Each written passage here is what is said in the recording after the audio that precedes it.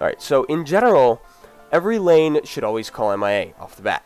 Whether it's ping, saying MIA, SS, missing, whatever you say, just make sure to communicate to your team that your lane opponent is missing. I normally prefer to ping and call MIA, just doing in both ensures people know what's happening. A few more options are pushing your lane. This could force the MIA player to come right back. Follow the lane opponent. If you see where they go, say bottom lane, this helps if a team fight breaks out. You can come in and at least clean up, if not defuse or completely dominate the situation. Back to base and buy is another option. It'll either make you ahead of them with items in case they did not back, or it'll make you guys even on items if they did back.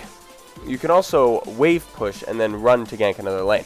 When I say wave push, I mean to make it so your lane pushes passively, so you put pressure on the lane while being away. Also, you can jungle if your lane is pushed out to their tower and you want to play safe. This helps you stay on top of CS while still playing safely. You can also just check your map constantly for your team. Help ping people ganking and seeing where the enemy team is headed. Just be extra eyes on the map for your entire team.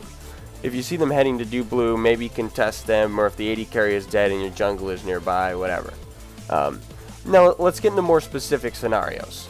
For top lane, blue side, you can assist the jungler with stealing red or ward their red. If you gain a buff on them and are able to keep the timer, you can counter jungle all game. By taking enemy buffs, you set into the jungler's mind that they are behind, and thus preventing future ganks and even lowering enemy morale. You can also take enemy golems, which is worth 55 gold, or race, which is 47 gold. This I don't particularly recommend because it puts you in their jungle, and if you're caught, it can make your game much harder.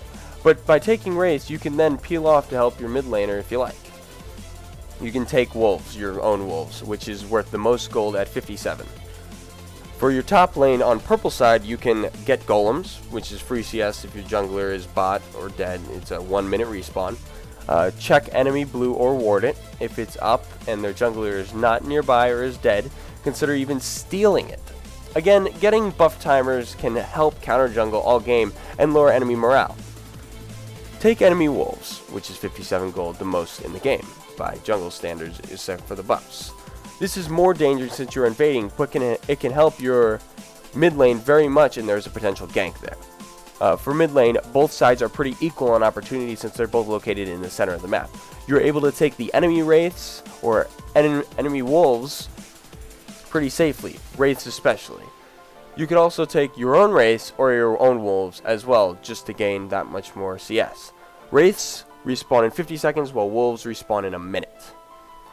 As well, you could force or even take dragon or at least help with it. Remember, this is all while your lane opponent is MIA, so if they backed, you can 3v4 dragon, pull out a kill, or take dragon uncontested.